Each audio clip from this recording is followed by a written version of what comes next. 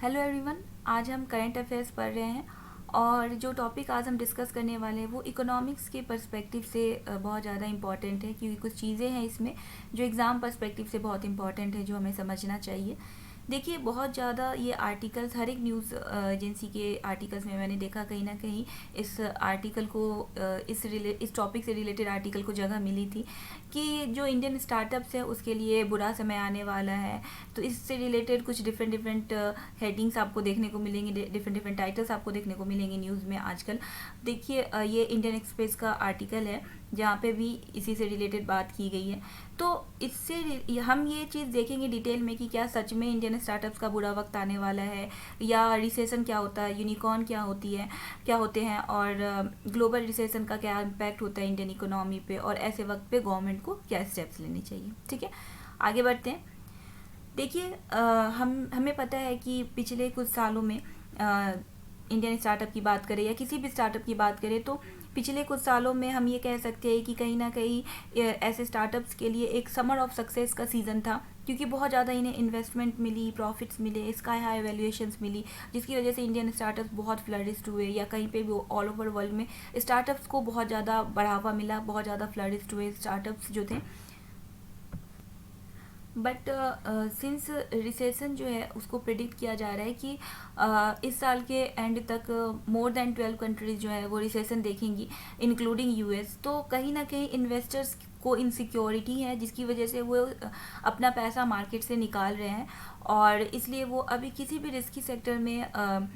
Investment नहीं करना चाहते हैं। और देखिए, स्टार्टअप जो है वो एक वल्नरेबल कैटेगरी होती है, ये एक रिस्की सेक्टर ही माना जाता है, क्योंकि यहाँ पे सक्सेस की कोई गारंटी नहीं होती है। ठीक है, तो इन्वेस्टर्स अभी इस वक्त पे किसी भी स्टार्टअप में इन्वेस्टमेंट करना सही नहीं समझ रहे हैं, जिसकी वजह से ये जो स्टार्टअप्स हैं इनको ये फाइनेंशियल इनको फ्रेश पैसा नहीं मिल पा रहा है, इनको कहीं ना कहीं फाइनेंशियल सेटबैक फेस करना पड़ रहा है। देखिए, ग्लोबल रिसेशन का कहीं ना कहीं सीधा सीधा भी या डायरेक्टली भी या फिर इनडायरेक्टली भी इम्पैक्ट इंडियन इकोनॉमी पे तो पड़ेगा ही। इंडियन इकोनॉमी को में डायरेक्टली रिसेशन ट्रिगर नहीं होगा, ऐसा हर एक रिपोर्ट्स का कहना है, लेकिन कहीं ना कहीं ग्लोबल रिसेशन का इम्पैक्ट इंडियन इकोनॉमी पे तो पड़ेगा ही। और जब ये इंडियन इकोनॉमी पे इम्पैक्ट पड़ेगा तो स्टार्टअप पे भी कहीं ना कहीं डायरेक्टली इनडायरेक्टली इम्पैक्ट तो पड़ेगा ही। देखिए, जब पेंडेमिक स्टार्ट हुआ तो बहुत सारे स्टार्टअप्स स्टार्ट हुए। ठीक है, तो इंडिया में बहुत सारे पेंडेमिक एरा के स्टार्टअप्स हैं। तो उस टाइम पे क्या था कि शॉप्स बंद थी, रेस्टोरेंट्स बंद थे, और स्कूल कॉलेजेस बंद थी। तो जैसे ऑनलाइन एजुकेशन, ई कॉमर्स, ऐसे सेक्टर्स को बहुत ज़्यादा बढ़ावा मिला, बहुत ज़्यादा इन्वेस्टमेंट्स मिली, काम बहुत ज़्यादा स्टार्ट हुआ। लेकिन सिंस अब स्कूल कॉलेजेस ओपन हो गई हैं, रेस्टोरेंट्स ओपन हो गए हैं, होटल, सब कुछ, हर एक चीज़ ओपन हो गई है, रिस्ट्रिक्शन सारे ऑलमोस्ट हटा दिए गए हैं, तो उसकी वजह से ऐसे स्टार्टअप जो पेंडेमिक एरा के स्टार्टअप्स थे वो कहीं ना कहीं डिमांड की कमी को फेस कर रहे हैं, और इसकी वजह से कहीं ना कहीं वो हो सकता है कि कोलैप्स हो जाएं। और ऐसे स्टार्टअप्स में अब इन्वेस्टर्स भी पैसा नहीं लगाना चाहते, क्योंकि जब डिमांड ही नहीं है तो ऑब्वियसली वहाँ पे सक्सेस की कोई गारंटी नहीं है। ठीक है, कई रिपोर्ट्स का ये मानना है कि इंडियन स्टार्टअप्स में इन्वेस्टमेंट जो है वो 15%, 15% तक कम हो गई हैं, और इसी वजह से हम ये भी कह सकते हैं कि ये भी वन ऑफ द रीज़न है कि इस साल अप्रैल के मंथ में हमने 0 यूनिकॉर्न्स देखे, मतलब अप्रैल के महीने में एक भी नए यूनिकॉर्न्स नहीं बने। जबकि पिछले साल की अगर बात करें तो हर महीने बहुत सारे नए नए यूनिकॉर्न्स बने इंडिया में, और यही सारे कुछ फैक्टर्स है जिसकी वजह से जो ये स्टार्टअप्स है ये कहीं ना कहीं अपनी फाइनेंशियल ट्रिमिंग कर रहे हैं, मतलब ये अपना खर्चा जो है वो कहीं ना कहीं कम करने की कोशिश कर रहे हैं, और इसका सीधा सीधा इम्पैक्ट जो है वो नंबर ऑफ़ एम्प्लॉयज़ पे पड़ रहा है। ठीक है, अब देखिए कि 2022 में 12,000 से ज़्यादा एम्प्लॉयज़ को फायर किया है इंडियन स्टार्टअप्स ने, इंक्लूडिंग टॉप यूनिकॉर्न्स ने भी बहुत सारे एम्प्लॉयज़ को फायर किए 2022 में। अब देखिए कि लेस देन 6 मंथ में इतनी ज़्यादा अनएम्प्लॉयमेंट बढ़ी इंडिया में। फॉर एग्जाम्पल अगर देखें तो ओला ने 2100 एम्प्लॉयज़ को फायर किया, अन अकेडमी ने 925, बाईजूस, कार्स 24, ये इन कंपनीज़ ने 200 एम्प्लॉयज़ को फायर किया, और भी बहुत सारी कंपनीज है जिन्होंने फायर किया। अब देखिए, ये जो स्टार्टअप पे जो इम्पैक्ट है ये सिर्फ इंडिया में ही नहीं देखने को मिल रहा है, ये अमेरिका में बड़े बड़े देशों में भी देखने को मिल रहा है। आप अगर टेस्ला की बात करें तो टेस्ला ने भी बहुत सारे एम्प्लॉयज़ को फायर किया है, ठीक है। तो हम ये समझने की कोशिश करते हैं कि आखिर रिसेशन होता क्या है जिसकी वजह से इतनी प्रॉब्लम्स क्रिएट हो गई हैं और इसका इम्पैक्ट कैसे होता है। देखिए, किसी भी इकोनॉमी में रिसेशन है ये हम तब कहते हैं जब वहाँ पे ग्रोथ जो है वो स्लो डाउन हो जाए, ठीक है। मतलब डिमांड्स कम हो जाए और उसकी वजह से इकोनॉमिक एक्टिविटी में कमी आ जाए, अनएम्प्लॉयमेंट बढ़ जाए, तो ऐसे केस में हम कहते हैं कि वो इकोनॉमी जो है वो रिसेशन फेस कर रही है, ठीक है। लेकिन टेक्निकली अगर बात की जाए तो टेक्निकली किसी भी इकोनॉमी को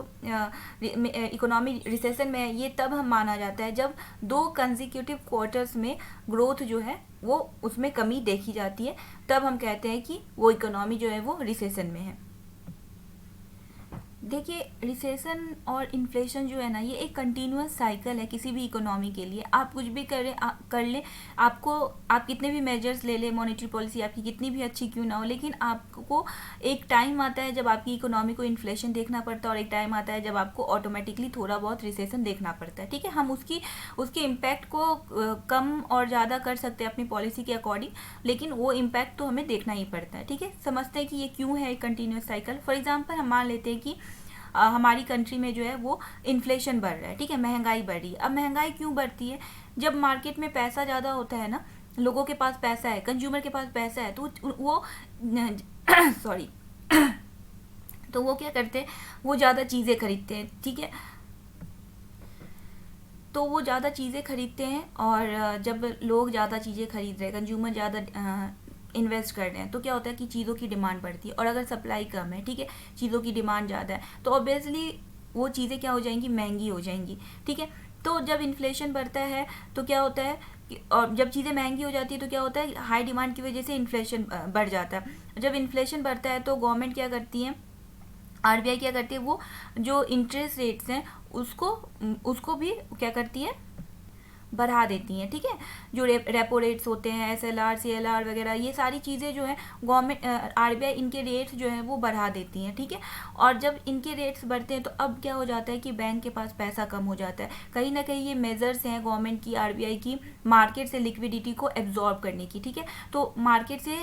आरबीआई ने क्या किया, पैसा एब्जॉर्ब कर लिया। अब लोगों के पास पैसा कम है, ठीक है, बैंक के पास पैसा कम है, तो लोन्स क्या हो जाते हैं, महंगे हो जाते हैं, इन्वेस्टमेंट कम हो जाती है, तो कहीं ना कहीं प्रोडक्टिविटी कम हो जाती है, जिसकी वजह से अनएम्प्लॉयमेंट्स भी बढ़ जाते हैं। तो अब लोगों के पास पैसा कम है, ठीक है, पैसा कम होने की वजह से डिमांड कम हो जाता है, डिमांड कम होने की वजह से प्रोडक्शन और कम हो जाता है, और प्रोडक्शन अगर और कम होगा तो कंपनीज को उतना ज़्यादा वर्कफोर्स की जरूरत नहीं है, तो वो क्या करते हैं, एम्प्लॉयज़ को फायर करते हैं, जैसा कि अभी चल रहा है, ठीक है। अब उसकी वजह से अनएम्प्लॉयमेंट बढ़ता है, अनएम्प्लॉयमेंट बढ़ता है तो डिमांड और ज़्यादा कम हो जाता है, ठीक है। तो उसकी वजह से क्या होता है कि इन्फ्लेशन फिर क्या हो जाता है, कम हो जाता है। लेकिन जब इन्फ्लेशन कम होता है तो आरबीआई या गवर्नमेंट मतलब आरबीआई क्या करती है कि वो जो इंटरेस्ट रेट्स होते हैं उसको कम कर देती है, ठीक है। जब ये एक रूल है कि जब इन्फ्लेशन ज़्यादा होता है तो इंटरेस्ट रेट्स ज़्यादा होते हैं, क्योंकि महंगाई को कंट्रोल करने के लिए मार्केट से पैसा जो है वो लिक्विडिटी जो है उसको एब्जॉर्ब करना रहता है, तो उसकी वजह से इंटरेस्ट रेट्स क्या होता है, बढ़ाया दिया जाता है। लेकिन जब रिसेशन होता है, इन्फ्लेशन कम होता है, तो इंटरेस्ट रेट्स को क्या कर दिया जाता है, कम कर दिया जाता है, ताकि जो मार्केट में पैसा है उसको इंजेक्ट किया जा सके, लिक्विडिटी को इंजेक्ट किया जा सके और एक आर्टिफिशियल डिमांड क्रिएट किया जा सके, ठीक है, क्लियर है। तो क्या होता है कि अब इन्फ्लेशन कम हो जाता है तो आरबीआई क्या करती है, इंटरेस्ट रेट्स को कम कर देती है। अब बैंक के पास पैसा ज़्यादा है क्योंकि उन्हें आरबीआई के पास पैसा ज़्यादा नहीं रखना पड़ता है, ठीक है। और बैंक्स के लिए भी लोन सस्ती हो जाती हैं। हमें पता है कि बैंक्स भी क्या करते हैं, आरबीआई से पैसे लेते हैं, क्योंकि आरबीआई क्या है, वो बैंक्स का बैंक है, ठीक है। तो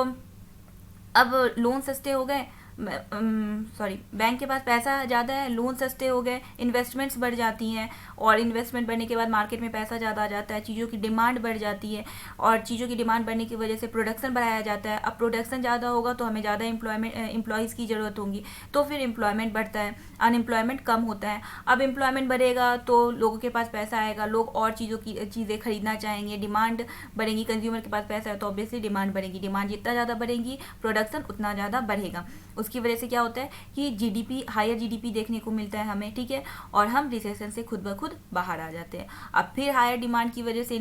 क्या हो जाती है, इन्फ्लेशन आ जाती है, और फिर से इन्फ्लेशन बढ़ने की वजह से आरबीआई जो है वो इंटरेस्ट रेट्स फिर से बढ़ा देती हैं। तो इस तरह से ये एक साइकिल जो है वो चलता रहता है हर एक इकोनॉमी में, ठीक है। अब अगर बात करें ग्लोबल रिसेशन की, तो देखिए कहीं ना कहीं ग्लोबल रिसेशन का बुरा इम्पैक्ट हर एक इकोनॉमी को फेस करना पड़ता है, जो भी इकोनॉमी एक्सपोर्ट इंपोर्ट करती हैं उनको, क्योंकि ये बहुत सारी चीज़ें हैं जो आपकी आपकी कंट्री की वो आप एक्सपोर्ट करते हो, क्योंकि उसका ग्लोबली दूसरे कंट्रीज में उस चीज़ की डिमांड बहुत ज़्यादा है, ठीक है। अब अगर ग्लोबल रिसेशन चल रहा है, अगर उस पर्टिकुलर कंट्री में रिसेशन चल रहा है, वहाँ पे चीज़ों की डिमांड कम है, तो आपके एक्सपोर्ट को इम्पैक्ट होता है, और जब आपके एक्सपोर्ट को इम्पैक्ट होता है तो कहीं ना कहीं आपका जो बैलेंस ऑफ पेमेंट है उस पर इम्पैक्ट पड़ता है, क्योंकि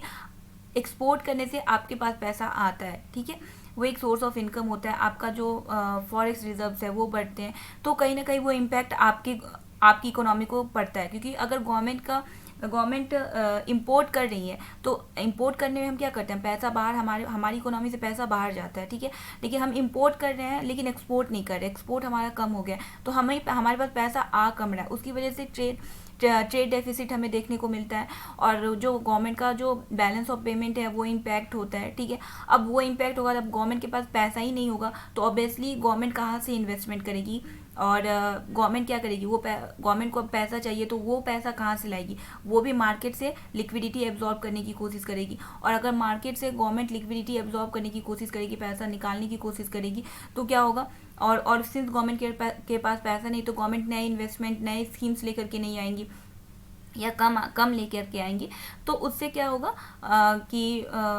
बहुत ज़्यादा इम्पैक्ट पड़ेगा हमारी इकोनॉमी को, क्योंकि इस केस में क्या होगा कि अगर गवर्नमेंट को पैसे की जरूरत है तो वो टैक्स रेट्स भी बढ़ाएंगे, क्योंकि वो कहाँ से पैसा लाएंगे, टैक्स रेट्स बढ़ाएंगे, सब्सिडीज़ को कम करेंगी, तो ये सारे जो कहीं ना कहीं ये सारी चीज़ें जो हैं वो हमारी इकोनॉमी को इम्पैक्ट करेगी, क्योंकि हमारी इकोनॉमी में भी इन्वेस्टमेंट कम हो जाएगा, ठीक है। और लेकिन देखिए हमेशा ग्लोबल रिसेशन का बुरा इम्पैक्ट इंडियन इकोनॉमी को देखने को नहीं मिला है, ठीक है। क्या हुआ है, देखिए जब ग्लोबल रिसेशन हमें देखने को मिलता है तो क्या होता है कि वो कंट्री जहाँ पे रिसेशन है वो क्या करते हैं,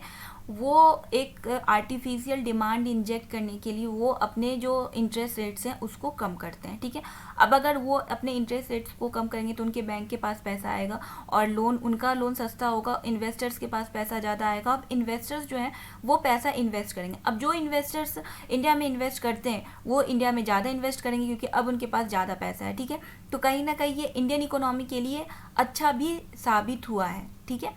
और क्या होता है कि दूसरा एक फैक्टर ये है कि अब अगर ग्लोबली रिसेशन चल रहा है तो ग्लोबली क्रूड ऑयल जो है ना उसकी डिमांड कम हो जाती है, और जब क्रूड ऑयल की डिमांड कम होती है तो उसका प्राइस भी क्या होता है, कम होता है, और हमें पता है कि हमारी इकोनॉमी जो है वहाँ उसमें क्रूड ऑयल के प्राइस का बहुत ज़्यादा इम्पैक्ट होता है, क्योंकि हम क्रूड ऑयल ज़्यादा से ज़्यादा इंपोर्ट करवाते हैं, ठीक है, और जब हम क्रूड ऑयल इंपोर्ट करवाते हैं तो हमारा पैसा जो है वो बाहर जाता है, ज़्यादा से ज़्यादा पैसा बाहर जाता है। अब अगर क्रूड ऑयल के प्राइसेस कम होते तो हमारी इकोनॉमी में सेविंग होती है, क्योंकि गवर्नमेंट की सेविंग होती है, क्योंकि गवर्नमेंट को अब कम पैसा खर्च करना पड़ा है क्रूड ऑयल के लिए, तो वो जो पैसा गवर्नमेंट के पास होता है वो गवर्नमेंट उससे नई स्कीम्स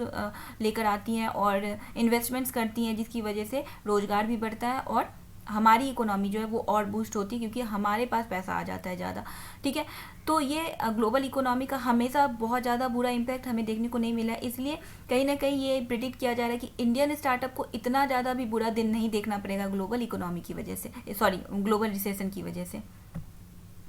अब अगर एंजल इन्वेस्टर्स की बात करें तो बहुत सारे इन्वेस्टर्स ने ये कहा है कि जो मार्केट है वो हमेशा इन्वेस्टर्स के लिए न्यूट्रल ही होता है, ठीक है। छोटे मोटे टेम्प्रेरी फ्लक्चुएशंस का इम्पैक्ट इन्वेस्टर्स के ऊपर नहीं पड़ता, या उनके इन्वेस्टमेंट के मतलब वो कितना इन्वेस्टमेंट कर रहे हैं उस पर नहीं पड़ता है। तो इसलिए वो कहते हैं कि कहीं ना कहीं मार्केट में उनके लिए ना कभी विंटर आता है ना कभी समर आता है, उनके लिए हमेशा स्प्रिंग ही होता है, क्योंकि अगर मार्केट बहुत ग्रो कर रहा है, बहुत एक सक्सेस मिल रही है, बहुत ज़्यादा प्रॉफिट्स हो रहे हैं, मतलब एक समर ऑफ सक्सेस है मार्केट के लिए, तो उस केस में इन्वेस्टर को ऐसा नहीं है कि एक्साइटेड होकर के वो बहुत ज़्यादा बिना सोचे समझे इन्वेस्टमेंट कर रहे हैं, ऐसा भी नहीं होता। और जब मार्केट में विंटर चल रहा है, मतलब बहुत ज़्यादा स्लो डाउन आ गया है, सक्सेस देखने को नहीं मिल रही है, स्टार्टअप्स बंद हो रहे हैं, तो ऐसा भी नहीं है कि उस टाइम पे एकदम इन्वेस्टर्स जो एकदम अपना हाथ बांध कर बैठ जाए कि नहीं अब भैया अब तो कहीं पे इन्वेस्टमेंट करना ही नहीं है, क्योंकि अब तो सक्सेस का कोई वो ही नहीं मिल रहा है, मतलब सक्सेस का कोई सोर्स ही नहीं है, तो ऐसा नहीं होता है। अब अगर मार्केट में स्लो डाउन है तो भी इन्वेस्टर्स जो है वो इन्वेस्टमेंट करते हैं, सोच समझ के करते हैं, ऐसे सेक्टर्स में करते हैं जहाँ पे उन्हें लगता है कि नहीं वो प्रॉफिट कमा सकते हैं, तो वो उस सेक्टर्स में इन्वेस्टमेंट करते हैं। तो इसलिए क्या होता है कि ऐसा माना जाता है कि इन्वेस्टर्स के लिए ना समर है ना विंटर है मार्केट में, उनके लिए हमेशा स्प्रिंग है, क्योंकि कई एंजल इन्वेस्टर्स ने ये कहा है कि कई बार ऐसा होता है ना कि जब मार्केट में स्लो डाउन है तो उस टाइम पे भी कोई अच्छी हाई वैल्यू की डील मिल जाती है, ठीक है, क्योंकि देखिए ये स्लो डाउन, मार्केट का जो स्लो डाउन है ये सब टेम्परेरी होता है, ठीक है, ये हमेशा के लिए नहीं होता। ये कोविड वाला टाइम जो था ये थोड़ा सा अनप्रिडिक्टेबल था, अदरवाइज जो मार्केट के जो टूल्स हैं उसके हिसाब से जो ये इन्वेस्टर्स है वो चीज़ें प्रिडिक्ट कर लेते हैं, ठीक है। तो अब रिसेशन भी जो है तो ये परमानेंट नहीं रहने वाला है, कुछ टाइम पे ये ऑटोमेटिकली चला जाएगा, तो ये एक टेम्प्रेरी फ्लक्चुएसन है, तो इसकी वजह से इन्वेस्टर्स के ऊपर इतना ज़्यादा इम्पैक्ट नहीं होता। इसलिए हम ये कह सकते हैं कि इंडियन स्टार्टअप को ये कुछ भी इतना ज़्यादा टेंशन लेने की ज़रूरत नहीं है कि हाँ इंडियन स्टार्टअप एकदम उसके लिए एकदम बुरा दिन आने वाला है, ऐसा नहीं है, ठीक है। कहीं ना कहीं चीज़ें हैं जिससे स्टार्टअप जो है वो सर्वाइव कर ले जाएंगे। अब जब ऐसे केसेस होते हैं ना तो इसमें गवर्नमेंट को क्या करना चाहिए, गवर्नमेंट कैसे इंटरवीन करती है। देखिए गवर्नमेंट का इंटरवेंशन बहुत ज़्यादा ज़रूरी होता है, क्योंकि इंडिया के केस की अगर बात करें तो यहाँ पे तो इंडिया का जो स्टार्टअप है, इंडिया में ऑलमोस्ट 60,000 से भी ज़्यादा स्टार्टअप्स हैं, ठीक है, 7 लाख से ज़्यादा लोग इन स्टार्टअप्स में काम कर रहे हैं। तो ऐसे केस में अगर स्टार्टअप्स के ऊपर कोई भी इम्पैक्ट होता है तो उससे इतने ज़्यादा लोगों के लाइफ के ऊपर इम्पैक्ट होगा, अनएम्प्लॉयमेंट बहुत ज़्यादा बढ़ जाएगा। तो इसलिए गवर्नमेंट को एक नेशनल इम्पोर्टेंस की तरह इस इशू में भी इंटरवीन करना चाहिए, ठीक है। गवर्नमेंट कैसे हेल्प कर सकती है, अगर गवर्नमेंट फंड प्रोवाइड करवाए किसी भी स्कीम के थ्रू, अगर गवर्नमेंट फंड प्रोवाइड करवाती है लो इंटरेस्ट रेट पे या फिर जीरो इंटरेस्ट रेट पे, और सब्सिडीज़ देती हैं या टैक्स कट करती हैं या ईज़ ऑफ डूइंग बिजनेस जो है उसके कंपोनेंट्स को इम्प्रूव करने की कोशिश करती है, तो इससे जो है इन स्टार्टअप्स को हेल्प मिल सकती है, ठीक है। और गवर्नमेंट को जो है वो कहीं ना कहीं जो फेक न्यूज़ है, हेट स्पीच है, इसको भी कंट्रोल करने की ज़रूरत है, क्योंकि इसका ना इम्पैक्ट ग्लोबली बहुत ज़्यादा पड़ता है, इन्वेस्टर के परसेप्शन को पे बहुत ज़्यादा इम्पैक्ट पड़ता है ऐसी चीज़ों का। ये सारी चीज़ें जो है हमें लगती है कि छोटी मोटी चीज़ें हैं, लेकिन इसका इम्पैक्ट बहुत ज़्यादा पड़ता है, क्योंकि हम इंडिया में रह रहे हैं तो हमें पता है कि ग्राउंड रियलिटी क्या है, लेकिन बाहर जब ये न्यूज़ सर्कुलेट होती है ना तो वो चीज़ बहुत एग्जैजरेट होकर के दिखाई जाती है, ठीक है। तो इससे इन्वेस्टर्स के इम्पैक्ट जो इन्वेस्टर्स की जो सोच है उस पर बहुत ज़्यादा इम्पैक्ट पड़ता है, ठीक है। देखिए IMF के एक रिपोर्ट में ये कहा गया है कि यूएस जो है वो कहीं ना कहीं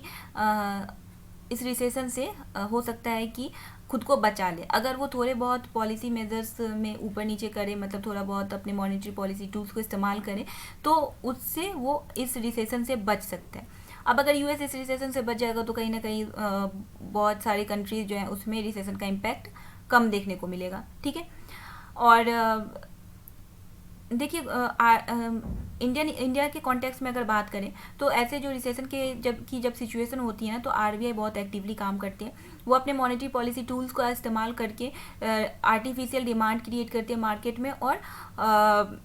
लिक्विडिटी क्रिएट करने की कोशिश करती है, जिसकी वजह से एक बैलेंस बना रहता है, ठीक है। तो ओवरऑल जो हमने एनालिसिस देखा उससे हमें यही समझ में आ रहा है कि ऐसा भी नहीं है कि इंडियन स्टार्टअप के लिए बिल्कुल ग्लूमी विंटर आ रहा है, नहीं, इंडियन स्टार्टअप के पास कहीं ना कहीं होप है जिसके थ्रू वे इस सिचुएशन में भी सर्वाइव कर ले जाएंगे, ठीक है। तो यही था इस टॉपिक में, इतना ही एनालिसिस था। मैंने अपनी तरफ से आप लोगों को सारी चीज़ें बहुत डिटेल में क्लियर करने की कोशिश की है, लेकिन अगर फिर भी आपको कोई चीज़ है जो ना समझ में आई हो तो मैं ये आपको बोलूँगी कि आप एक बार फिर से वीडियो को देखना, दोबारा देखने की कोशिश करना, समझने की कोशिश करना। अगर फिर भी ना समझ में आए तो आप मेरे से कमेंट सेक्शन में पूछ सकते हो, मैं आपके सारे डाउट्स क्लियर करने की कोशिश करूँगी, ठीक है। So that's it for this video, मिलते हैं नेक्स्ट वीडियो में, थैंक यू।